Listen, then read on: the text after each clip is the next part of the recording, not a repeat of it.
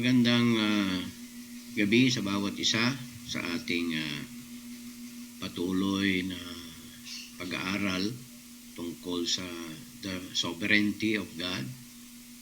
Ay ma-refresh muna tayo sa mga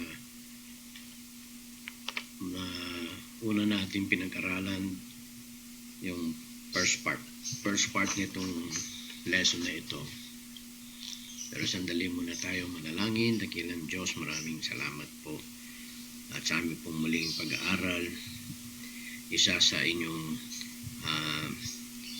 attributes, yung inyong pagiging sovereign, Panginoon, ay amin itong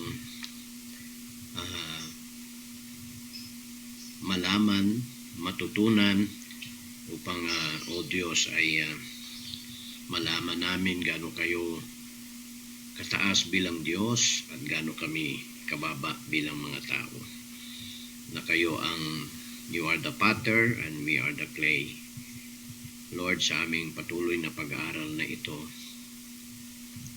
about you being sovereign, ay amin pong unawaan sa pamagitan ng pagtuturo ng Banal na Espiritu. O Diyos, kayo po ang siyang manguna sa lesson pong ito. Ito aming dalangin sa pangalan po ng aming Panginoon at tagapagligtas na si Kristo Jesus. Amen.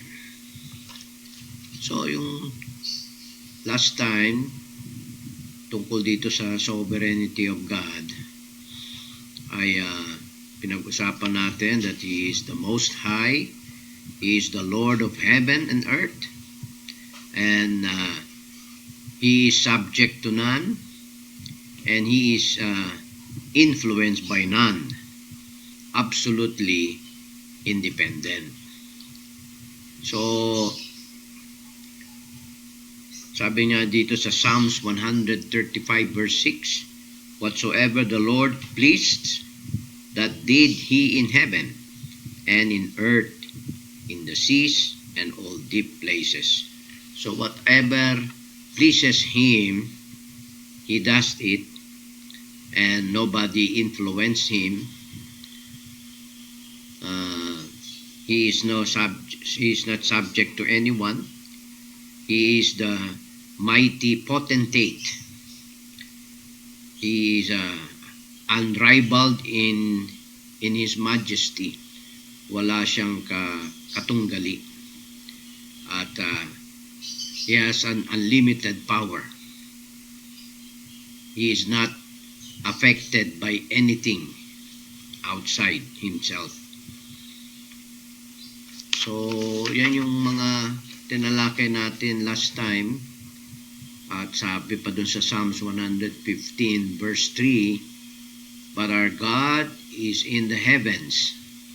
He had done whatsoever He had pleased. So, He sovereignly chose to place each of His creatures on that particular footing which seemed good in His sight. So, ibig sabihin, saan man tayo nandoon ngayon, doon tayo inilagay ng Diyos at doon nagagalak ang Diyos. Kaya hindi natin pwedeng sabihin nagkamali ang Diyos kung saan niya tayo inilagay o kung saan tayo, kagaya tayo, Pilipino. Dito tayo ipinanganak sa Pilipinas. God is pleased that we are born here in the Philippines. Kaya hindi yung mga magulang na sinasabi niya na may mga magulang na nagsasabi na hindi yung anak nila ay hindi kasama sa plano, aksidente lang. Yun ay mali sapagkat ang ninais yun ng Diyos na sa ganung pangyayari, sa ganung pagkakataon, because God is sovereign. Kaya walang aksidente, hindi nagkamali. So, specific sabi niya rito na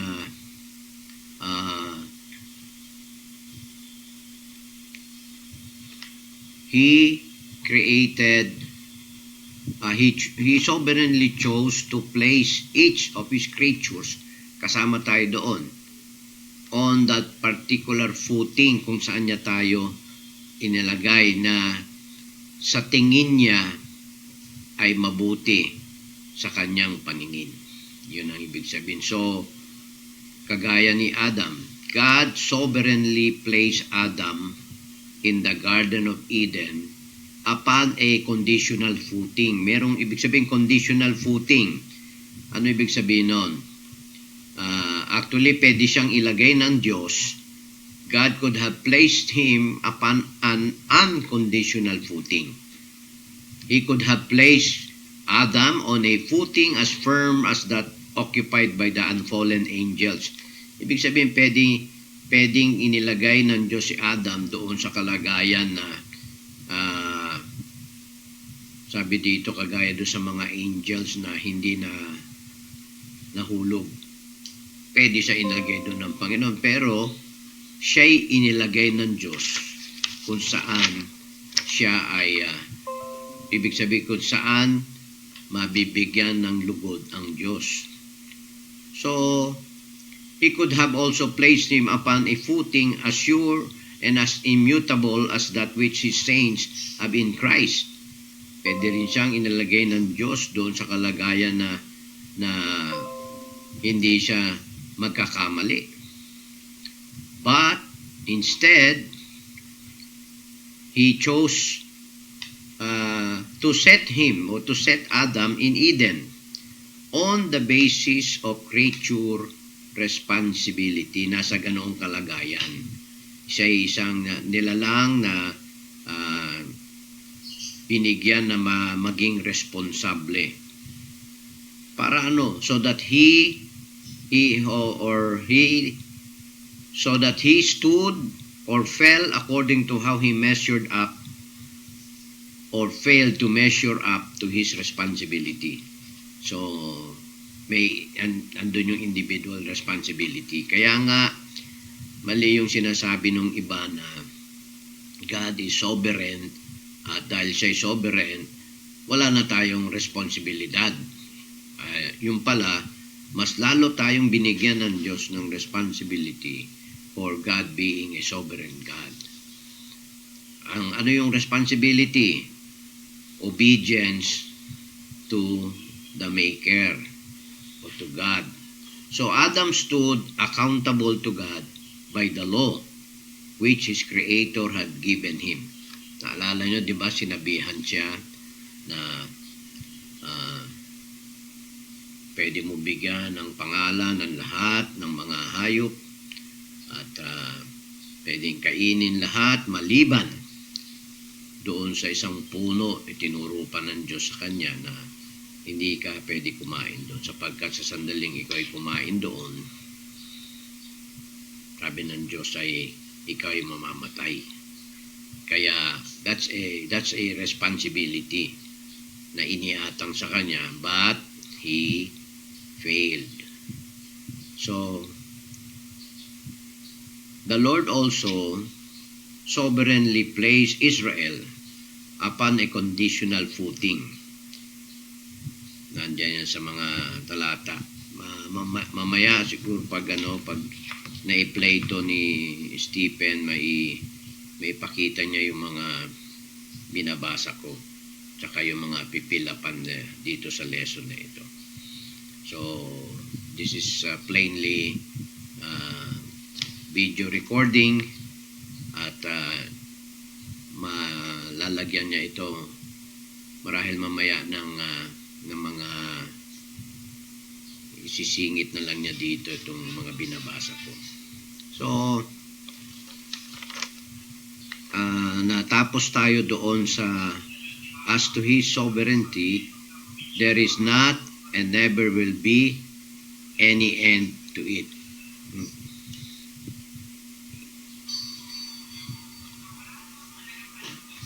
So let us see further proofs that the responsibility of the creature is based upon God's sovereignty. So ibig sabihin, merong katunayan proof the responsibility of the creature.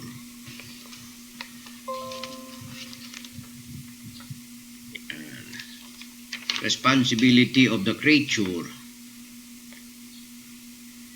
is based upon God's sovereignty.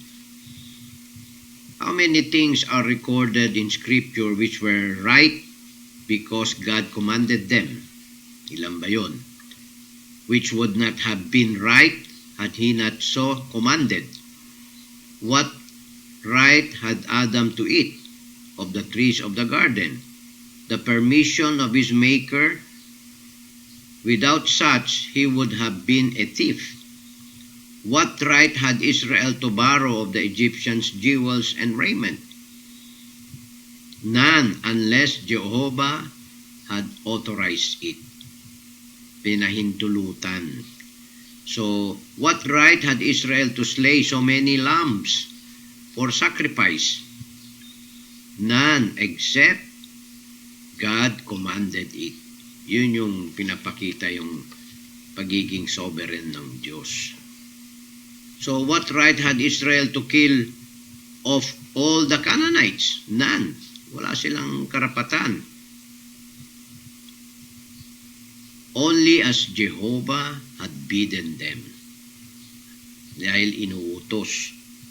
So what right has the husband to require submission from his wife? None, unless God had appointed it. So makita natin yung bakit, ang dahilan sapagkat pinahintulutan ng Diyos. So God placed His elect upon a different footing than Adam or Israel. He placed them upon an unconditional footing. In the everlasting covenant, Jesus Christ was appointed their head, took their responsibilities upon Himself, and wrote out a righteousness for them, which is perfect, indivisible, eternal. Christ was placed upon a conditional footing, for He was made under the law, to redeem them that were under the law. May dahilan why He was made under the law. Para, to redeem them that were under the law. But with this infinite difference, the others failed. He did not and could not. So, who placed Christ upon that conditional footing? It's the triune God. It was sovereign. It was sovereign will that appointed Him, sovereign love that sent Him, and sovereign authority that assigned His work. So, certain conditions were set before the mediator. May mga kondisyon itinalaga sa mediator. He was to be made, para sa maging mediator, He was to be made in the likeness of sin's flesh. Katulad nating tao, ang pagkakaiba lang, siya'y walang kasalanan. He was to magnify the law. Kailangan nung nandito siya sa lupa, siya ay sumunod sa batas. He withheld, tinaas, ang batas, and make it honorable. So, He was to bear all the sins of all God's people in His own body on the tree. He was to make full atonement for them. He was to endure the outward wrath of God. He was to die and be buried. On the fulfillment of those conditions, He was promised a reward. He was to be the firstborn among many brethren. He was to have a people who should share His glory. Blessed be His name forever.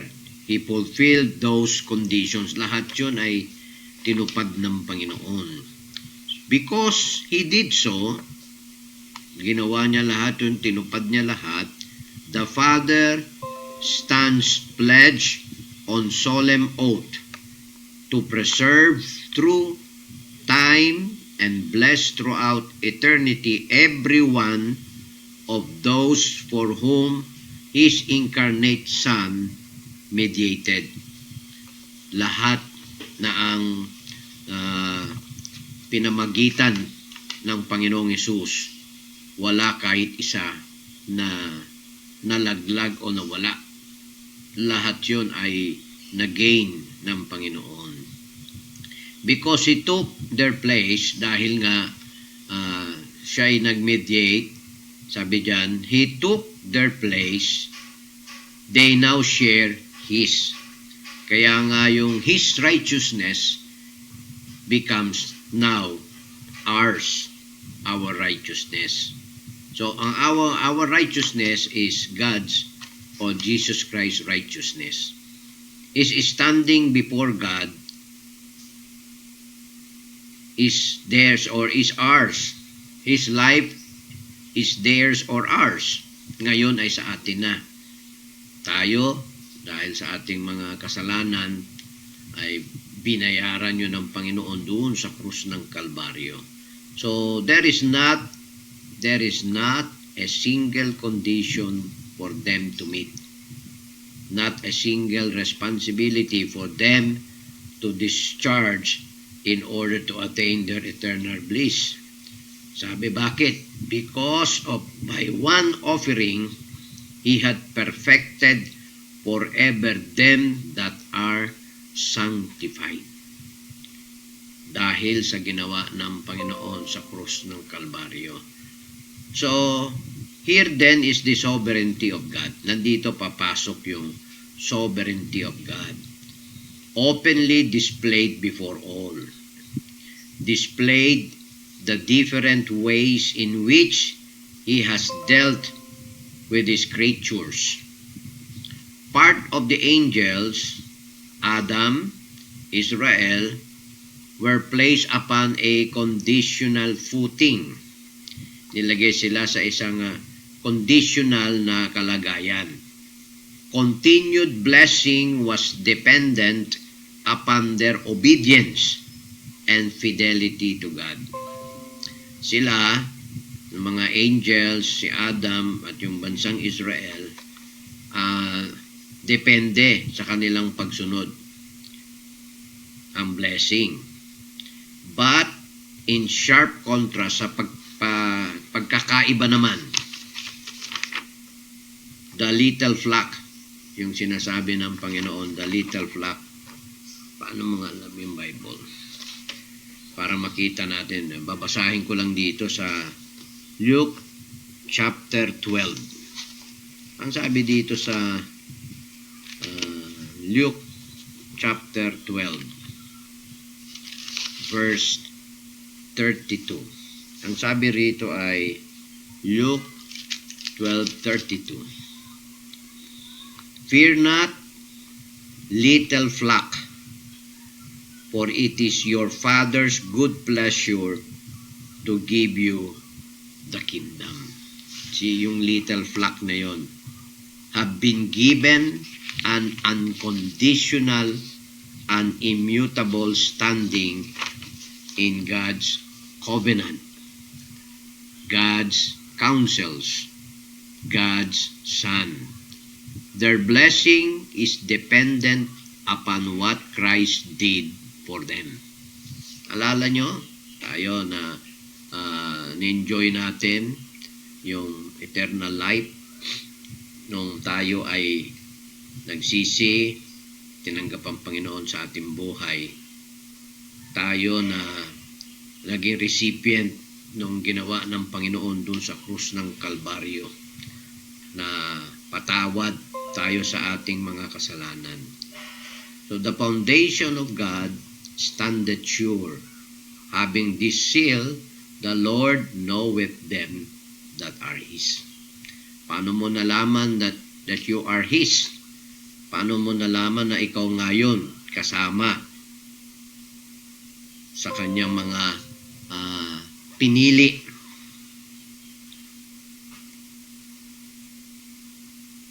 Hindi natin malaman yun nung tayo ay mga unsaved pa. Hindi nga natin alam eh.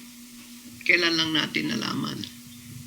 Nung tayo ay na-save ba, tayo pala yun. Tayo pala yung elected. Hindi mo, itong malaking problema ngayon sa maraming tao, yung pag-explain yung election na yan, ang tinitignan nila noong yung sa foreknowledge of God at kung ano-ano ng mga kwento ang inilagay nila doon sa foreknowledge of God, lahat ay magkakaroon lang ng katotohanan, lahat ay magkakaroon lang ng kaliwanagan nung sandaling ikaw ay naligtas. Kaya masasabi natin, kasama tayo doon, tayo yung iniligtas, binigyan ng buhay na walang hanggan. Tayo pala yon na noong pa man ay nasa isip na ng Panginoon. Pero walang katotohanan, hindi pa nagmaterialize yun. Nagmaterialize lang siya noon nung ikaw ay naligtas at nasabi mo, ako pala yun. Hindi natin masasabi yan noong hindi pa tayo ligtas. Ngayon lang. Kaya ako pala yun, ikaw pala yun. So, the foundation on which God's elect stand is a perfect one. Nothing can be added to it, nor anything taken from it. Here, then, is the highest and grandest display of the absolute sovereignty of God. He has mercy on whom He will have mercy, and whom He will be hardened. Kaya, ikaw na nagsasabing ligtas, dapat mabago tong ating appreciation eh. Kasi kung hindi ka, ang taong hindi ligtas, hindi niya ito maintindihan. Pero tayong ligtas na, mas lalo natin dapat maintindihan yung sovereignty of God. Na what He pleases, He pleases. Kung ano yung nais niyang gawin, ginawa niya. At pinakita yung istorya ni Adam. He was placed on conditional footing as to follow, to obey God, pero napipiniling hindi niya sundin ang Panginoon. Kaya that's the fall of man. Ang kaligtasan, nung pumasok ang kaligtasan ay noong ang Panginoong Yesus, ibinigay niya ang buhay niya. At may mga condition nga para siya ay mag-qualify na tumubos sa ating mga kasalanan o maging mediator. At siya ay nagpakababa at naging katulad nating tao. Ang pagkakaiba lang, wala siyang kasalanan. So, mas lalo dapat natin ito ma-appreciate, mas lalong magpabago ng ating perspective kung sino ang Diyos sa buhay natin, sino tayo, na wala tayo, ang illustration nga sa atin, ang Diyos yung potter, tayo yung clay. Wala in any way na pwede tayong magawa, depende sa hugis na nais ng Diyos sa atin. Hindi natin pwede siyang diktahan at sabihin, ganito ang gusto kong korte, ganito ang gusto ko sa buhay ko. Meron designated plan and design ang Diyos sa bawat isa sa atin. Ang kailangan lang natin ay sumunod sa Kanya, sapagkat kasama tayo doon. Pero malalaman mo lang na ikaw pala yon that you are God's elect ay nung ikaw ay naligtas. Hindi pwede ipagyabang kung hindi mas lalo natin tayo lalong magpakababa, put yung reverence sa ating Diyos, yung honor sa ating Diyos. Tayo na hindi karapat-dapat ay naging karapat-dapat. Kanyang iniligtas, binigyan ng buhay na walang hanggan, binigyan ng katiyakan ng langit. So, dyan tayo magtatapos. Medyo parang maigsi lang ito kasi konti na lang naman yung portion na hindi natin natalakay nung pinag-usapan natin itong sovereignty of God. So, mamaya, pag na-play ito, ipinilay ito ni Stephen mamaya, lalagyan niya ng background ng yung mga binasa ko na kasama doon sa lesson natin. So, susunod, we'll have another lesson about the attributes of God. At that will be next Friday. Nagkataon lang ngayon, this is a recording dahil meron akong importanteng meeting na pupuntahan na tapat sa oras ng ating doctrine class. Okay, God bless you. Tayo ay manalangin. Dakilang Diyos, maraming salamat sa second part ito ng lesson about the sovereignty of God. Inyo, O Diyos, na patuloy na bigyan ito ng liwanag sa bawat isa at lalo naming ma-appreciate ang inyong kadakilaan, Panginoon, at lalo namin na makita ang aming tunay na kalagayan na iyong iniligtas sapagkat kami kasama doon sa mga inyong pinili, Panginoon, to give you glory, honor. Maraming salamat po at ito ay aming dalangin na may pasasalamat sa pangalan po ng aming Panginoon at tagapagligtas na si Kristo Jesus. Amen. Okay, God bless you.